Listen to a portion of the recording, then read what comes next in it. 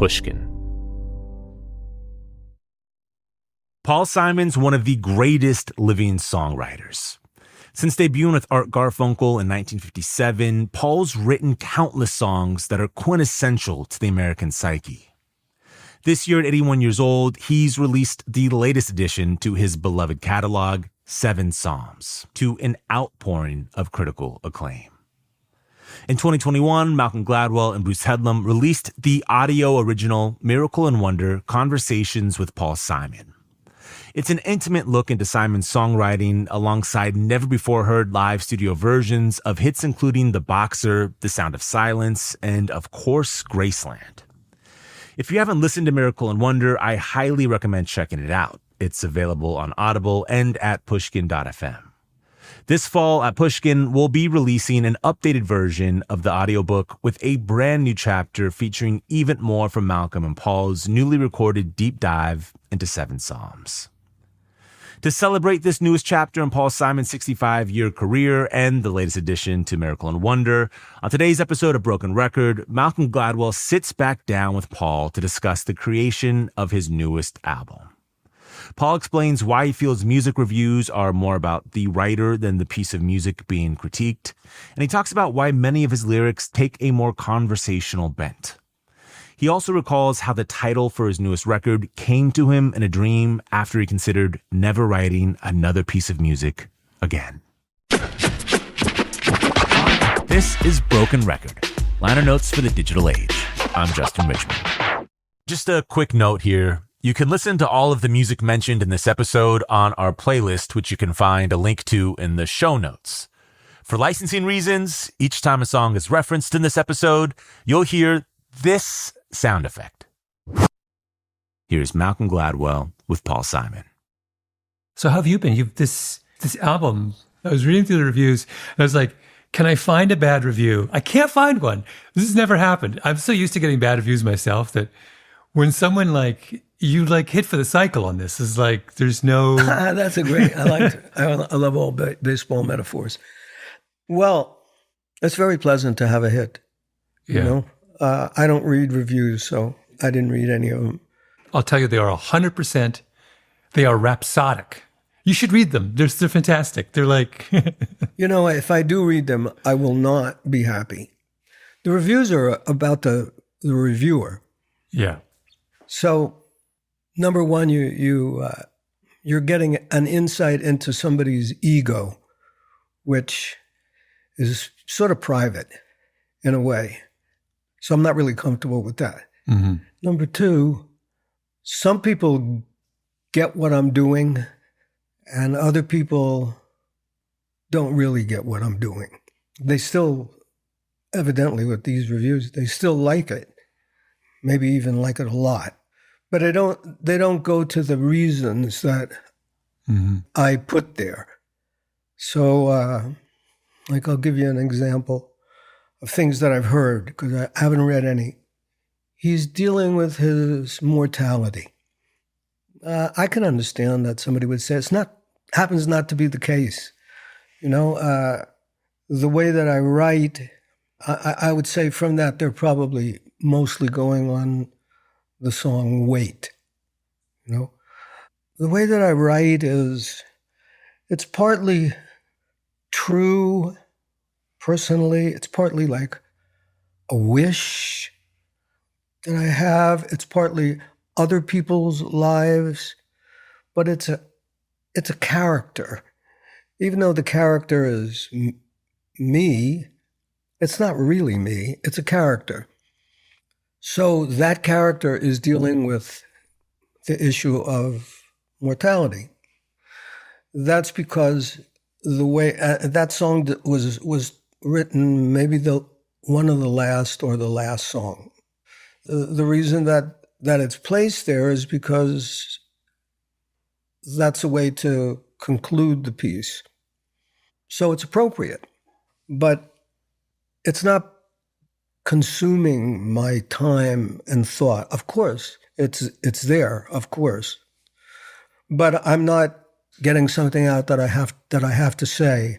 I'm concluding this long piece in such a way that it feels, hopefully, that it feels satisfying. Mm-hmm. Did you write Wait thinking that it was going to be the final?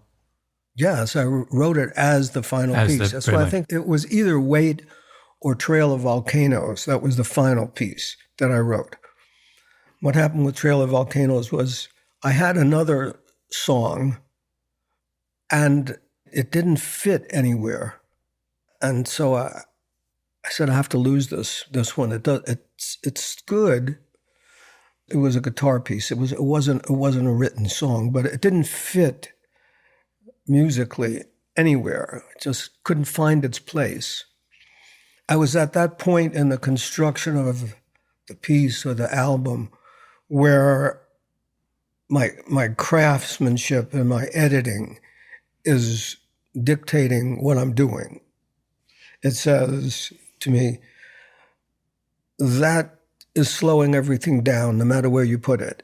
And I'm looking for something to continue the momentum to get to the final Lord and the conclusion, even though I didn't know what the conclusion was at that point. I understood from years of making records that it wasn't right for the set. So I tossed it out and I said, I need a piece that has more of a sense of rhythm than the rest of the album, because the rest of the album is very free rhythmically. There's no drums, there's no bass. But Trail of Volcanoes comes from a loop, a bell of bells. So it's got a real pulse to it. Even though I don't keep the bells going all the time, I remove them and bring them back. But that served a good purpose for where it was in the album, just in terms of your ear, not in terms of subject matter. So that piece was placed where it is in the album for those reasons, and the end piece is there also as an end piece. And then from those two decisions, I then wrote the lyrics. I didn't know what I was going to write in Trail of Volcanoes, which in a way you can tell from the way it begins. Some of my songs begin very conversationally. To me, that's if I had to look at some old song and tell you what was I thinking, even if I couldn't remember it, I would say, oh, I didn't know what I was thinking. Mm-hmm. So I just began. In Trail of Volcanoes, it's when I was young, I carried my guitar. You know, that's a simple sentence. I don't know what the point of the piece would be, but I did have the line Trail of Volcanoes. It was in my notes. So that's what that song does. As it happens, it has an appropriate thought for the entire piece. But as far as the ear goes, it's the repetitive rhythm that gives the ear a sense of, I don't know, hopefully it gives it a pleasure after things have been sort of floating and not exactly arrhythmic, but not with a tight rhythm. Here's a loop. And Wait becomes, after these 6 songs, what subject would I be on? And someone I played it for at that early stage said, having heard the first 6, and I just had the track for the 7th, said, hearing these first 6, I just feel like I really don't want to die. And there was the subject of Wait. So anyway, back to reviews and critics. That's how that came about. Mm-hmm. But if you're writing and saying, well, mortality is on his mind, it's not wrong to say that, but I'm not interested in it as a thought because it's not actually what I was thinking. What I was thinking was sort of mundane compared to the idea of me contemplating my mortality. Mm-hmm. I was constructing a piece. Yeah. To go back a little bit, I was curious. The last record you had made prior to this was 2016. So this is the longest break you took between writing music, New songs. in your life. Yeah, it probably was.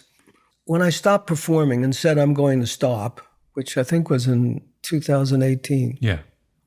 one of my thoughts was, well, first of all, I thought this show that I'm doing, I've really taken it as far as I can take it in terms of rethinking songs and arrangements and anything that I did to that show as it then existed, it really would be in the danger zone of being rococo, it'd just be adding little things, and because I thought it's really right now. So I don't want to continue doing this because I'm not going to get the nourishment of rethinking songs and arrangements because they're really pretty well thought out. And if I don't get that, then I don't like performing because I'm bored. Mm-hmm. So I thought it's completed. Its cycle is completed. It's not a bad time to stop. And as for writing, if I continued writing from the way that I wrote the last piece of original music, which was Stranger to Stranger, I would be continuing problem solving in a way that started when I began to write when I was 13. So from the age of 13, when I wrote my first songs, my songwriting evolved in the way my songwriting evolved. So if I think of it as problem solving, I would continue problem solving in the same way. And from that, this is my internal conversation, I said, so I can make an album that's as good as Stranger to Stranger again. And I thought that album was good. But I'm not really enticed to do that.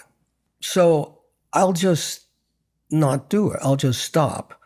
And if I want to find something that's challenging and that's new for me, the way to do that is to shut everything down and begin again. That was my thought. I didn't then start to work on anything because time went by, and then I had this dream that said, oh, you're writing 7 Psalms, or you should be writing 7 Psalms. So I began, whether it was subconsciously or not, I don't know, but I began to start from scratch again. Picked up a guitar and wrote guitar pieces and, got more in thinking about how I played guitar, and just I went back to what was the simplest way, and I started to build from there. After about a year of writing guitar pieces, words started to come also from dreams, which is unusual for me. I mean, it's happened in the past that I've thought of a line or two, but that's not usually the way I write. This was unusual. Do you remember? Can you even play for me the first little bit of music that got you going on this? Yeah, the first thing that I did was to play the first song. You begin with the guitar part, write the lyrics, and then adapt. Then you start to and fiddle. You write something that's just comes to you for reasons that you can't explain, and you start to think of what you might say over that. And when you find what you want to say, you modify the accompaniment so that it fits. Then it becomes a symmetrical pattern, and that pattern is repeated throughout. Every time the Lord section comes, that pattern is repeated. We're going to take a quick break and then come back with more from Malcolm Gladwell and Paul Simon. We're back with more from Malcolm Gladwell and Paul Simon. Can you give me another example from of the kind of loop between the music and the lyrics that you were working on with the... Yeah, the process for me is a thought that comes from some place that I don't know. Just 1 second it's not there, the next second it's there. And with that piece of information, it then gets put into the pile of potentially to be edited, that pile. And the words start to come, and as if you were sculpting a piece of wood or stone, you slice away and chip away to find the right shape. And in the case of the Seven Psalms album, because it's really a voice and guitar, even though there are a lot of other instruments augmenting the sound of the guitar, essentially what you're hearing is a voice and a guitar, which means that particular attention has to be paid to what the guitar is playing and the dynamics of the guitar, the volume of, how loud, how soft it gets. And because it's an acoustic guitar, just the way you play it automatically has, the nature of it is that some notes are going to be louder than others because of the way the guitar is built and just acoustics. So one of the things that happened in Seven Psalms that was different from the other albums is that I really paid a lot of attention to making the notes, the individual notes of a piece, be balanced and have a dynamic to them. So if one note stuck out in a way I didn't want, I could lower it in Pro Tools. Or the opposite. If it was too soft and I needed it to punch more, I could raise it. So one of the things that's unique about Seven Psalms for me is that I'm treating the guitar as an entire orchestra. I use the rhythm of it.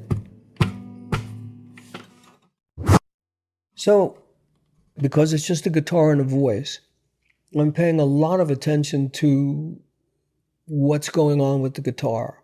And from that, I'm adding these other percussion instruments, mostly bells, but gongs. I can show you. Like here's a bell. I don't know why this is called an elephant bell, but so here it is.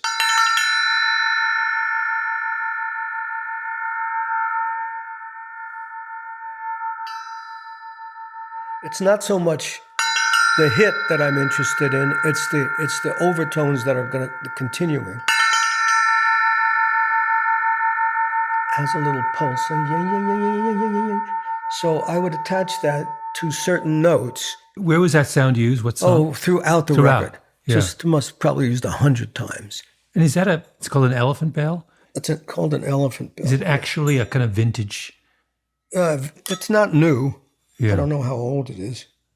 It's very unusual looking. It doesn't look modern. It's probably Asian. There's kind of claws on it. Yeah, it has. It's probably, out of the Indonesian world. Where did you get it? Well, I have a lot of different percussion instruments. Some I picked up on the road. Some are given to me by guys in the band because they knew I was interested in percussion. Mm. So over the years, I've collected a lot of it. So the guitar has a bell in it. It has a ring in it. And sometimes I'd attach this bell to it very subtly. It's not meant to be, really noticed as much as felt. This bell that I'm holding now we call this a spinning bell. Oh, that's lovely. I don't know if you can hear it with this microphone, but it goes, whoom, whoom, whoom, whoom, whoom. That's a different bell. It's used at a different time. It's just like a brass. It's about tree. 4 inches wide, and it sort of looks like a pointy hat, and it's an eighth of an inch thick, and it's made out of brass, and It has a string, and you spin the string around so that when it unwinds, it spins. And as it spins, the sound changes. I'll do it again. I don't know whether these microphones are going to be able to pick this up, but...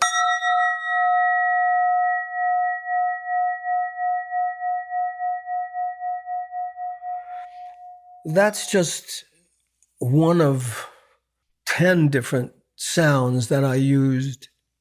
And for me, if you consider this record to be a spiritually oriented record, the spirituality is mostly expressed in the music, even though the words are on the same subject, but the unspoken, the silent conversation, so to speak, well, the conversation without words is the deeper spirituality for me, because it's some expression of something that I hear and feel without words.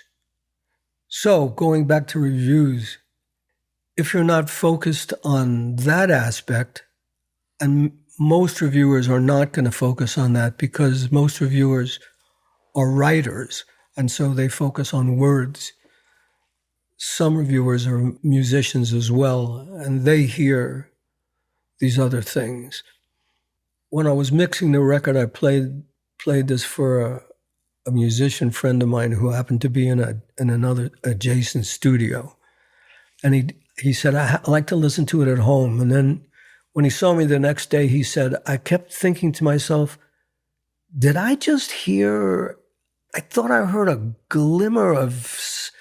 And then I wasn't sure. I kept thinking throughout the record, did I just hear that sound that I imagined, or did I? That's exactly what I wanted. Who was the musician? It was Chris Thiele, who was a brilliant mandolin player. Mm-hmm. And he was hearing one of those percussion notes that he was hearing that, or it could have been any number of things, because there are so many subtle sounds used throughout this piece, so many. Mm-hmm. But the way I was hearing and the way he heard it was as if the sound stretched all the way to a horizon, and I could just about make out what the sound was in the farthest place away. So that's a very deep, not deep, intellectually or spiritually, but it has a deep visual perspective to sound. It goes way back. And it makes the guitar, this simple acoustic guitar, sound bigger. Anyway, that's what I'm trying to do. Mm-hmm. But wait, Paul, that was a review that you liked. I mean, effectively, he was a reviewer, and you liked what he had to... It's like, conceptually. Yeah, because what he said was exactly what I hoped for. His interest was really piqued, but he wasn't sure whether his interest was meant to be piqued or whether he imagined it. Well, that's great, because now you're really interested. Did I hear that? I loved his question. Did I hear that? Well, of course, the answer is yes, you did. And when you become aware that there's an entire conversation going on way in the background that's related to what's going on in the foreground with guitar and voice, then for me, as the composer, it's much more interesting. Mm-hmm. But that doesn't mean that when people listen to this record that they have to be aware of that. Most people, they're not supposed to be aware of it. It's just supposed to be pleasurable. You're just supposed to say, I really like that. Mm-hmm. Why? I don't know. I just liked it. That's fine. That's how most people hear musicians say, what was that sound? Because they're trained to do that. Yeah. Well, in this case, I was going to talk about the good problem is that the lyrics are so good that you get distracted. I listened to it several times, but one of the times I listened to it the way I remember listening to records in the day, when you'd have the lyrics from the album cover and you would read the lyrics as you were hearing them. And you do that, in one of your first or your second listens, just so you can kind of locate everything. Right. And I was doing that. I was doing this yesterday. And I was like, it was incredibly important because it made me focus for a moment on the poetry. And I was going to talk about this because I think the writing here is some of the best you've ever done. It's exquisite. And I say this now I'm responding as a writer, because I'm a writer. There's a little bit, for example, in my professional opinion, the line about the cows is as funny a line as you've written. No, I had that line for a long time. I heard two cows in a conversation. One called the other one a name, in my professional opinion. All cows in the country must bear the blame. I mean, come on. It's like, that's in the pantheon of great Paul Simon lines. Well, I don't know what that pantheon is. But anyway, to me, the funny thing was the two cows in conversation. Yes, that's right. And that came from out in Montauk, where I lived. There's like on the road that I drive up to our place, there's a big field, and there are cows there. And, two cows were like leaning over the fence, and so I thought of that line and wrote it down. Yeah. It wasn't for anything. It was just a line that I saved. Yeah. And put in there. My professional opinion, I should say this really. I think the truth is that for people who enjoyed this record, the enjoyment is not enhanced by me explaining any of this stuff. I don't think it helps. It's better left unexplained. If it's your job to understand how records are put together, either you're a writer or you're a musician or you're a producer or an engineer, well, then you're really interested in it. But as a person who's not that and just an average listener, they don't need to know that I put this bell over here for this reason or that, or it's either an idea that works and people like it, and in this case, they seem to really like it, or it doesn't work, and people don't hear it, and they're not interested, which is also a fact that's going on too. There's a lot of people who never heard this, never will, and don't care. Yeah. Well, I want to go back to professional opinion for a moment, just because that was the one I was kind of fixating on. Can you talk a little bit about how the interaction between the music and the words in that case? This is about the structure of the entire piece. Mm-hmm. The first two songs, The Lord and Love is Like a Braid, they have a certain feel to them, more like ballads, and a certain mood. I don't know what you want to call it. It doesn't matter what you want to call it. It has a certain mood. So this again goes to me as an editor of the piece that I'm working on. I think the listener who has heard this first two songs, and it's probably about 8 or 9 minutes worth, they have inferred a certain mood about this piece. But I don't want that to happen. So I purposefully make the third piece to break that inference. So instead of having pieces that were, that's a very different mood. Don't stop. I'm enjoying myself.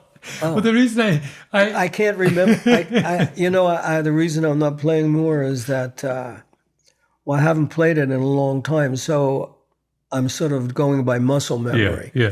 The reason when you said that this isn't really just an album about you confronting your mortality, and the reason I agree with that is that song, you're having so much fun. It's like there's everything. There's mischief in it. There's a little bit of street sass. Right. I can see you as a kid on the streets of Queens, like you're both commenting on and kind of mocking a little bit of the popular culture. I don't know. It's just like, it's not a song about a guy at the end of his life confronting his mortality. It's about a song about a guy in the middle of everything, like, Right. There's so much fun in that. It has fun and it has jokes. Yeah, it has. Yeah. Good morning, Mr. Indignation. So the mood of the first two pieces is changed, or hopefully is changed by the rhythm of this piece and the lyrics, which have jokes or humor in them, as well as their commentary. And by the end of the piece, the piece is summed up with all that really matters is the one who became us, anointed, and gamed us with his opinion. Mm-hmm.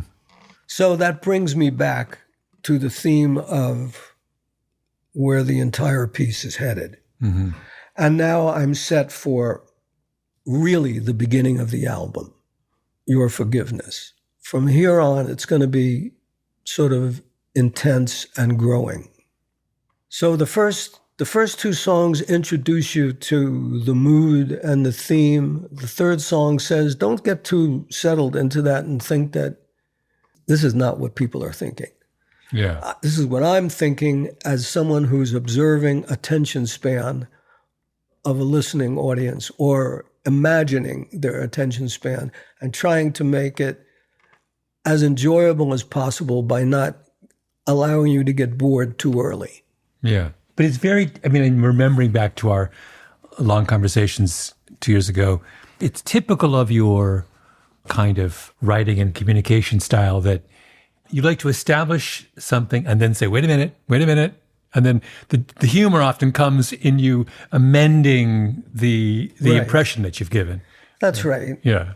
There's a line, in one of the reviews, someone quoted that lovely line where you said, I'm a man who likes to travel, but maybe not since I live. What's the line? Oh, that's from Darling Lorraine. That's Yeah. a perfect example of that. Yes. I think that might have been the first time that I may have used that kind of joke. The line is, all my life I've been a wanderer, which I wrote because I just make up things as I'm searching for a melody. I wrote that line and thought, what bullshit, you know?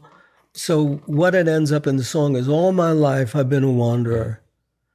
Not really. I mostly lived in my parents' home. Anyway, Lorraine and I got married. Yeah. And I love that the subject changes completely, 180 degrees. He says a line, it's just a lie. Then he says, that's bullshit. Really, anyway, back to Lorraine and I. We got married, and that's the way conversations are. We don't just talk on one straight subject. We do this, and then there's an interruption, and we go over here. We say, oh, that reminds me, I have to pick up my clothes at the cleaners, or a funny thing that somebody said. It's just the mind changes all the time, and songs can be the same. And when they are, it doesn't upset the listener, I don't think. We have to pause for another quick break, and then we'll come back with more from Malcolm Gladwell and Paul Simon. We're back with the rest of Malcolm Gladwell's conversation with Paul Simon. My favorite component, I guess we don't want to call them songs. I don't know what we call them, but Sacred Harp is the one that I was really drawn to. That's mine too. I wanted to talk about that one because it has, on the writing front, there's that one little bit about when the kids get in the car and they say they would have mowed us down. I have it written down here. And then we talk about the boy, about he doesn't talk much anymore, just to the voices inside his head. The boy just gazed down at the floor and nodded once or twice at what she said. That little section that begins with her voice was a blend of regional perfumes. We have no destination.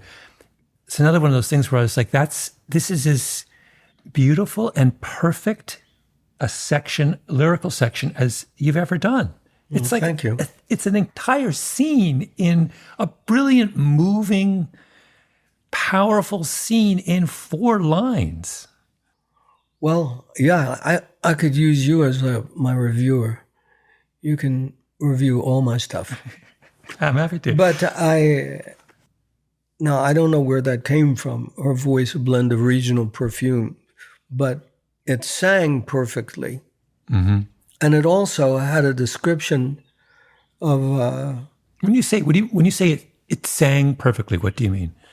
It had the right syllables and the right sound to go with the melody that I wanted to sing. I didn't have to push or fit it in, or it was a natural flow of words, but they also were an interesting description that I think would be easily understood. You could imagine what that would be. And it also implies one thing about her as it's very womanly.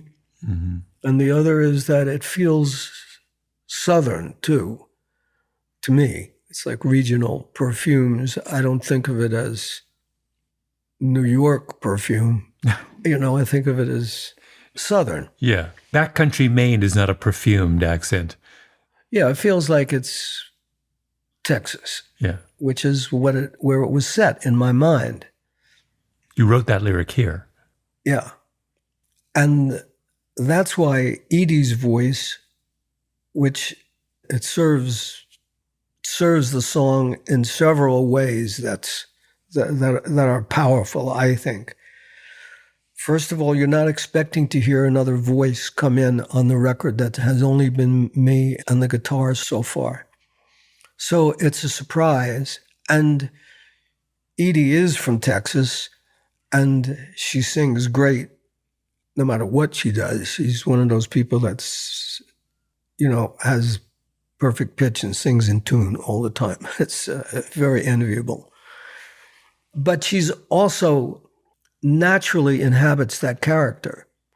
So to me, she sounds like that character, and it's really the two of us in a pickup truck, which she drives anyway.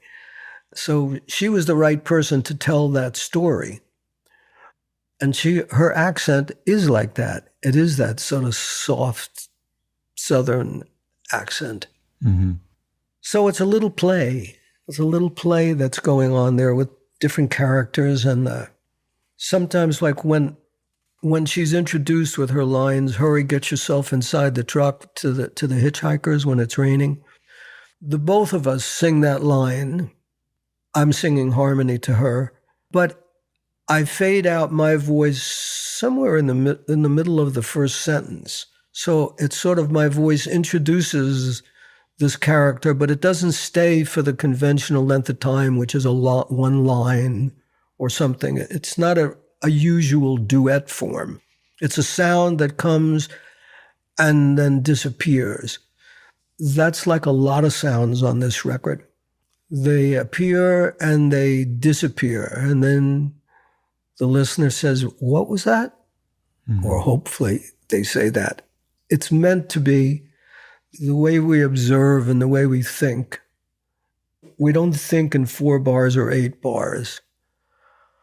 We think with no bar lines. Things come in, they go away, and that's what I was trying to do with the writing. And that song is a good example of me trying to do that. You never considered anyone but Edie for that? Oh, no, I never thought anybody else would do that. Were you thinking of her even as you first wrote the lyrics? I think once I put the other character in there, I knew it would be Edie. And Edie and I, we haven't done it on record, but we've sung a lot in harmony. And like many years ago, Edie wrote these songs when our kids were little, and she used to take them to the park in the stroller. She would make up songs while they were in the stroller and on the swing. And they were great songs, really simple, great, the kids could sing along with, but beautiful. Wait, did she ever record those? We recorded them. Oh, you did? Yeah. So I know that we sing well together. We have a very good blend. So Edie was always that character. And then in Wait, she also fits that character. It's another character, that voice that comes in. It was like sort of angelic, and it also fits Edie's voice because it's a voice that can go in a lot of places. Her natural inclination is to be a little bit bluesy. She her notes sort of fall off, and yeah. But in this case, she's just singing in this voice that's, I don't know who that voice is. It would be, the cliche would be, it would be like an angel's voice, I wouldn't say that, but that's the cliche of it. Can you play any bit of the music for Sacred Heart? Yeah, I can play a little bit of the guitar. I forgot some of it, but. Why, when I said that was my favorite song, you said that's my favorite song too. Why is it your favorite song? Well, I love the duet. I really like the story. I like the way the voices come in and the way they dance with each other. Mm-hmm. I liked that little interval. I liked her voice, a blend of regional perfumes. I liked the way the mist turns from what she says in the beginning. The rain will turn to mist with any luck, and you can find a place to stay. That's what she says to the hitchhikers when they get in, because she's like, we, the drivers of the pickup, feel bad that it's pouring rain, but we're really not in the mood for hitchhikers. So it's like, come on in, but we're not going far, so we're telling you now it's not a long ride. You know, it's the rain will stop. You can go and find a place to stay. Mm-hmm. At the end of the story, it's the ringing strings, the thought that God turns music into bliss. We left the pickup in the driveway. The moon appeared as amber in the mist, so that the mist becomes another meaning from the first time it's used. Things like that, as a songwriter, are satisfying because it came together. Mm-hmm. I'm always trying to make it come together, but it doesn't happen all the time. The emotional range in that song is what was what you're alluding to now, but that's what drew me. We have the generosity mixed with reluctance, which is one kind of emotion. We meet these two people and they're broken. These kids, they're like on the run. That's right. And then we end on this kind of, with the beauty of that image of the mist. I mean, it's like this song this is what I was saying, efficiency is a terrible word to use here, but the idea that in that compact segment, you can range through this variety of emotions and make us feel all of those things as you're going. Well, you say they're broken. They appear to be broken. You know, my boy and me, we're refugees of sorts from my hometown.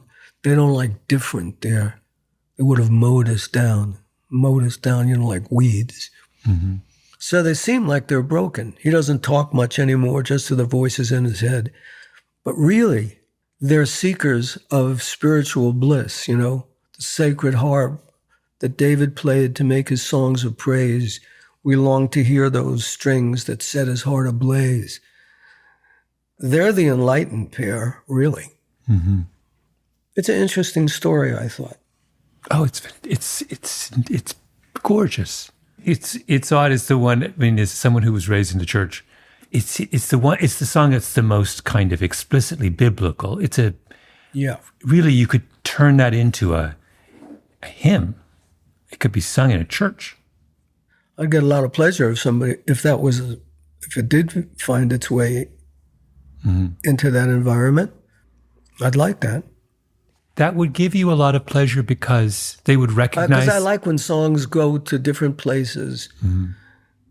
I like it when different communities of people hear something that they identify with in a song. It means that you can read different things into it, and it's something that, as a songwriter, you would hope to achieve that something would appeal to many, many people on a personal level, and that personal interpretation would be quite different along the spectrum of the listeners. Mm-hmm. That would be a successful song. And it happens naturally with every song because, as we said when we had our long conversation, one of the things was that I believe that the listener completes the song. They hear it, they take in the meaning on a personal level. It may not be the meaning that I intended. They even change the words in their mind. When people sometimes repeat the words that are their favorite words to me of the songs, it's not what I wrote, but it's what they heard. Mm-hmm. That's what it is. That's what the listener completes the song. So if this song was sung in an environment that was a church environment, it would have a certain kind of meaning. If it was sung in a different place, it would have a different meaning. That's good. It's good because it does have a choice of meanings. Mm-hmm.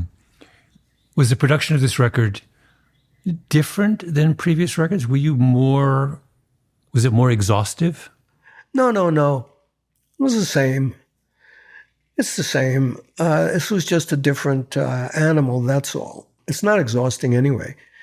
It's not exhausting, and I don't get bored with doing things over and over and over again.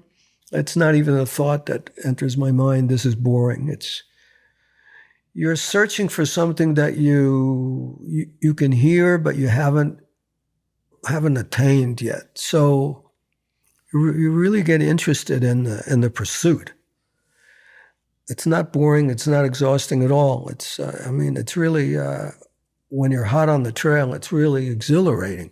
Mm-hmm.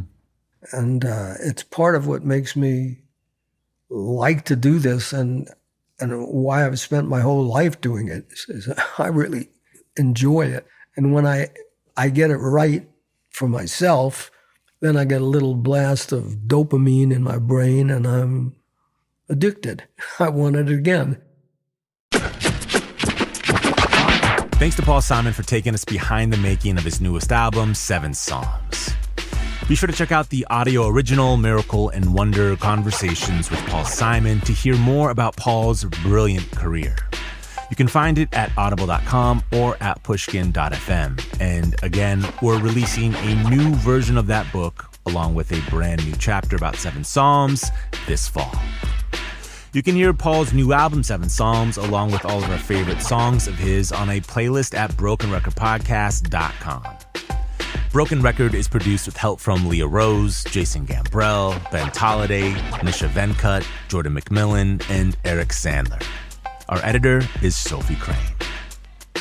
Broken Record is a production of Pushkin Industries. And if you like the show, remember to share, rate, and review us on your podcast app. Our theme music's by Kenny Beats. I'm Justin Richmond.